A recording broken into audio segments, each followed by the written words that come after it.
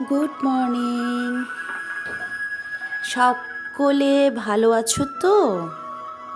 আমিও ভীষণ ভালো আছি আমার রাধা মাধবের ইচ্ছেতে।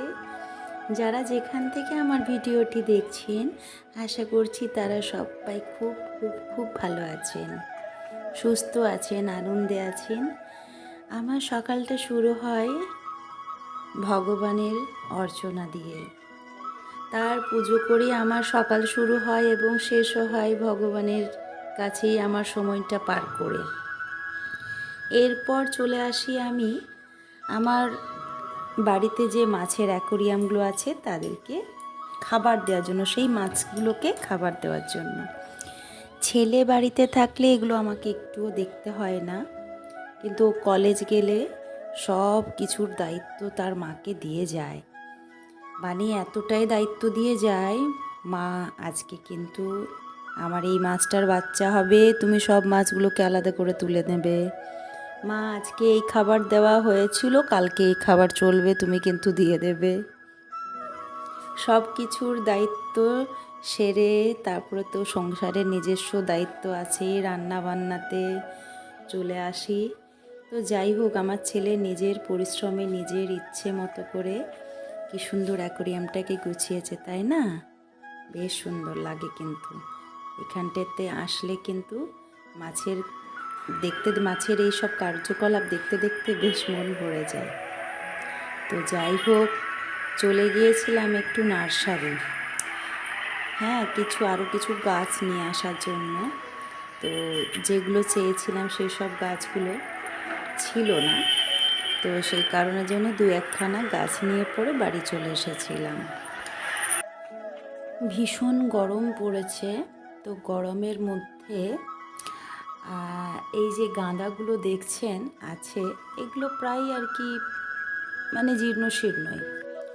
আর একটা ভিডিও ক্লিপস আমার যদিও মানে শীতকালের সময় নেওয়া ছিল, সেগুলো আপনাকে ওই লাল যে পাতাগুলো দেখছিলেন ওগুলো শীতের ভিডিও। আর এগুলো যে জীর্ণ শীর্ণ হয়ে গেছে যে গাছগুলো আমার, সেগুলো হচ্ছে এখনকার ভিডিও আর কি। তো আমি দুটোকে একসাথে অ্যাড করেছি, অনেক দিন আগে তুলেছিলাম, দেওয়া হয়নি, তাই দিয়ে দিলাম। আর ঠান্ডা লেগেছে জানেন, একটু বৃষ্টিতে ভিজে গেছিলাম সেদিনে। তো একদিনের ভেজার জন্য কিছু হয় না, তো আগের থেকে ঠান্ডাটা লেগেছিল। বাড়িতে এসেই তো আমার একদম কাজ মানে বীভৎস কাজ থাকে জানেন, এই কাপড় চোপড় বাগানো গোছানো, মানে মানে অত্যধিক হারে আমার ঘরটি কিন্তু নোংরা করে আমার ছেলে যখন বাড়িতে থাকে।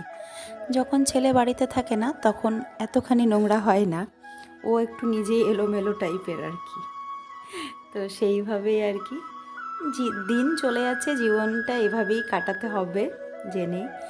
আর আমি ভালো মানি যে আমার আশেপাশের প্রত্যেকেই ভালো হবে এবং আশেপাশে প্রত্যেকটা কাজই সুস্থভাবে হবে এমনটা তো নয়। আমার পজিটিভ নেগেটিভ আমাদেরকে দুটোকে নিয়েই চলতে হয়, কেননা নেগেটিভকে নিয়ে চললে অনেক কিছু শিক্ষা অর্জন করা যায়। আমি সবসময় মনে করি আমাদের জীবনে জেতা হারার যে ব্যাপারটা, হারা বলে কিন্তু কিছু নেই, হয় আমরা জিতবো নয় আমরা কিছু শিখবো। যেখান থেকে আমরা হেরে আসি না কেন, সেখানে আমি সবসময় এটা ক্যালকুলেশন করি যে আমি হারলামটা কেন, মানে আমার কিছু শিক্ষার প্রয়োজন আছে বা কিছু অভাব ছিল যে কারণের জন্য সেটা আমি দিতে পারিনি, তাই আমি হেরেছি। সংসারের মধ্যে এই ব্যাপারটা কিন্তু মেনে চলা উচিত। আজকে একজন দেখুন, জয়েন্ট ফ্যামিলিতে আমি ছোট থেকে বড় হয়েছিলাম। তারপর বাবার ট্রান্সফারের জব ছিল, বাবা যখন ট্রান্সফার নিয়ে নিল মানে হয়ে গেল, তখন আমি চলে গেলাম বাবার সাথে আলাদা জায়গায় কোয়ার্টারে। তো দুটো জীবনই আমি কিন্তু উপভোগ করেছি এবং এই দুটো জীবনের মধ্যে আমার কিন্তু বেশ ভালো লাগতো জয়েন্ট ফ্যামিলি। কেননা জয়েন্ট ফ্যামিলিতে যেমন একটা রাগারাগি অভিমান ছিল, তেমন কিন্তু আদর যত্ন কেয়ারিং ব্যাপারটাও কিন্তু খুব ছিল। আজকে একজন একজনকে বকে দিল, একজন একজনের সাথে ভাই বোনরা মারপিট করলো, তার পরের দিন কিন্তু তার জন্য সমবেথী কিন্তু হয়। কিন্তু আমরা যে একাকিত্ব এখন লাইফ লিড করি, একাকিত্ব বলতে মানে একা একা থাকি, মানে আমার জয়েন্ট ফ্যামিলিতে নয়, জয়েন্ট ফ্যামিলির বাইরে থাকি। তো সেক্ষেত্রে যখন আমার দিদিভাইরা, আমার পিসিমণিরা, আমার পিসিমণির মেয়েরা, কাজিনরা সবাই যখন বাড়ি আসে যে কোনো আর কি অনুষ্ঠানে, তখন এতটাই ভালো লাগে এবং বেশ মানে আর কি মজা করে সেই দিনগুলো কাটিয়ে উঠি আর কি। এবং ছোটোবেলার সেই মানে হারিয়ে যাওয়া দিনগুলোকে আবার নতুন করে স্মৃতির গোচরে নিয়ে আসি। আমরা যতক্ষণ থাকি ততক্ষণ খালি একটা কথা বলি, বা কার সংসারে কি হচ্ছে এই কথাটা না ভেবে আমরা ছোটোবেলায় কী করতাম, এখন সেগুলো করছি না কেন, কতটা করা যায়। এই তো দেখুন না, সেই দিনে বৃষ্টি হলো, এতখানি বরফ পড়ছিল। তো ছোটোবেলায় আমরা যখন জয়েন্ট ফ্যামিলিতে থাকতাম আর কি, আমার জেঠুর ছেলেমেয়েরা, আমার কাকুর 2 মেয়ে, তারপর আমার পিসিমণির মেয়েরা, সবাই যখন থাকতাম একসাথে, তখন কি হতো, আমার জেঠুকে বলতাম আমি বরফ কুড়াবো। সেই বরফগুলো কুড়িয়ে কী করব আমি এটা জানি না, বরফে হাত দেওয়া যেত না, কারণ আমি আর আমার দিদিভাই গান করতাম, চর্দি ভাই, তাহলে আমাদেরকে বরফে ঠান্ডা লাগার থেকে সবসময় দূরে রাখতো বাড়ির লোকেরা। তো কি করব সেটা জানি না, কিন্তু করতাম কিছু একটা, কুড়াতে হবে বরফ। মাঝে মাঝে ছোটোবেলার কথা বলতে বলতে মনটা বেশ ভারাক্রান্ত হয়ে যায়। একবার করে ভাবি যে একবার সেই ছোটোবেলার জীবনে ফিরে যেতে পারতাম, বেশ ভালোই হতো। সেই সময় যখন পড়ার চাপ ছিল, তখন মনে হতো যে আমি কত দিন আর সময় লাগবে বড় হতে, পড়ার গণ্ডিটা পার হতে। স্কুল যেতে ভালো লাগতো না তখন। মানে স্কুল গেলে আমার কি হতো জানি না, অনেক ছোটো বাচ্চায় যারা থাকে স্কুল যেতে পছন্দ করে খেলাধুলার জন্য, আর আমি একটু কুড়ে টাইপের ছিলাম না কি জানি না বাবা, আমার স্কুল যেতে একদম ভালো লাগতো না। আমি খালি বাড়ির ওই সবাইকে বলতাম যে আমার সাথে স্কুলে তোমাদিকে বসে থাকতে হবে। তো আমার দিদাভাইকে দেখতাম, উনি হার্টের পেশেন্ট ছিলেন। হ্যাঁ, ওনাকে ছাড়া না মানে আমার পৃথিবীটা যেন একদম পুরো অন্ধকার ছিল। মানে ভালোবেসি বাসতো কে কীরকম, বা আমি কাকে বাসতাম এটা জানি না, কম বেশি করে সবাইকে, হয়তো দাদুভাই তো আমাকে চরম আকারের ভালোবাসতো। আর সেক্ষেত্রে আমার ভালোবাসার জায়গাটা সব থেকে বেশি যেটা মানে এগিয়েছিল, সেটা হচ্ছে কিন্তু আমার দিদাভাই। তো আমি জানি না, আমি স্বপ্ন এখনও দেখি আমার দিদাভাইকে নিয়ে, আমার দাদুভাইকে নিয়ে, পুরনো দিনগুলো যেন পেরিয়ে আসে না, যেন আমার বারবার মনে হয় আমি স্মৃতির গোচরে কেন ওগুলোই থাকে। আরও ভালো মেমোরিজ বলুন, খারাপ বলুন, মেমোরিজ অনেক কিছুই প্রত্যেকের জীবনেই থাকে। তো আমার কিন্তু প্রত্যেকটাই কিন্তু সব ছোটোবেলার স্মৃতিটাকে নিয়েই। ছোটোবেলার স্মৃতি ছাড়া যেন আমি এখনও পর্যন্ত যেন অর্ধেক, পুরোটা সম্পূর্ণ হতে পারিনি। আমার এই বাড়িতে এত কাজ হলো, সেই কাজের সময় শুধু মনে হয় আমার দাদুভাই যদি থাকতো, তাহলে বলতো এই জায়গাটা এই হবে, ওই জায়গাটা ওই হবে। উনি এত ভালো মানে অঙ্কের টিচার ছিলেন, তার সাথে সাথে মানে আমি এটাই ভাবতাম যে আগেকার দিনে মানুষরা সায়েন্স নিয়ে যারা পড়াতো, তারা মানে আর্টসের ডিপার্টমেন্টটা তো ভালো হয় কী করে। আমার বাবাকেও দেখেছি, উনিও সায়েন্সের টিচার ছিলেন।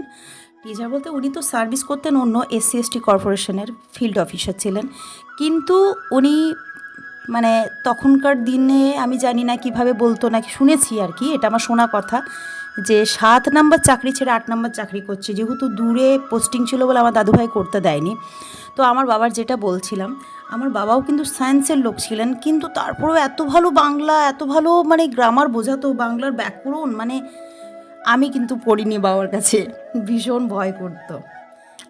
আমার টিচার ছিল, বাড়িতে আসতো, আর আমাকে তো বাড়ির বাইরে তো যেতে দিত না। আমার 2টো টিচার ছিল, বাড়িতেই আসতো, আর বেশিরভাগটা আমার পিসিমণিই পড়াতো।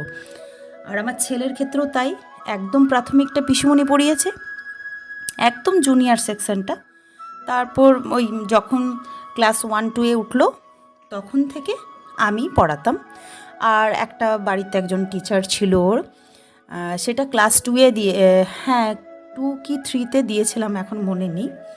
সেই সময় একটা টিচার দিয়েছিলাম, সে একদম ক্লাস 9-10 পর্যন্ত পড়িয়েছিল, অল সাবজেক্ট পড়াতো। তো যেহেতু ইংলিশ মিডিয়ামে পড়তো এবং সায়েন্স নিয়ে পড়েছে এইচএসে, কিন্তু এই একটা বিরাট আমার পাওয়া, যেটা এখনকার দিনে ছেলেমেয়েরা এইচএসের প্রচুর প্রচুর মানে প্রাইভেট নাই, টিউশন নিচ্ছে। সেক্ষেত্রে আমার ছেলে কিন্তু একখানাও টিউশন নেয়নি, সব নিজে ওই ফিজিক্সওয়ালা থেকে পড়তো। হ্যাঁ, তো যাই হোক, আমার ভ্লগে কিন্তু ফিজিক্সওয়ালার অ্যাডটা করেই দিলাম বলুন। পড়তো আর আমার কাছেই যা দেখতো। আমি খুব একটা টাইম তো ওকে দিতে পারতামই না, কেননা আমার এতটাই কাজ ছিল যে আমি দিতে পারতাম না। আপনাদের সামনে দেখুন, এখন যেটা দেখতে পাচ্ছেন এটা বরফ পড়েছে। এই গত পরশু আমি যেদিনে ভয়েসটা দিচ্ছি, আজ হচ্ছে বুধবার, কালকে আমি আপলোড করব। তো এটা ছিল সোমবারের ভিডিও। সোমবার দিন দেখুন কী হারে কত বড় বড় বরফ পড়েছে দেখছেন। এটা কিন্তু আবার আমি যখন মানে আজকে ক্লাস করালাম, মানে এই বুধবারের দিনে ক্লাস করালাম, তখন আমার বাকি যে গার্জেনগুলো এসেছিলো তাদেরকে বলছিলাম যখন, তারা বলছে আমাদের এই সাইডে কিন্তু আমাদের হর্তকি বাগানে পড়েছে বাঁকুড়া, কিন্তু কার্জুটাঙ্গায় পড়েনি। কি বলবো বলুন। যাই হোক, আপনাদেরকে তো বললামই যে আমার সকালটা শুরু হয় কিন্তু আমার ভগবানের পুজো অর্চনা করে, আবার ঠিক রাতেও আমার গোপুর কাছে আমার দিনটা দিয়েই কিন্তু আমার সব শেষ হয়। আমার কিন্তু এর মধ্যে আমি ঘরের অনেকগুলো কাজ করে নিয়েছি, আপনারা দেখতে পেয়েছেন। হ্যাঁ, এবার শুধু সন্ধ্যের টাইমটাতে ছিল আমার গোপু সেবা ছিল।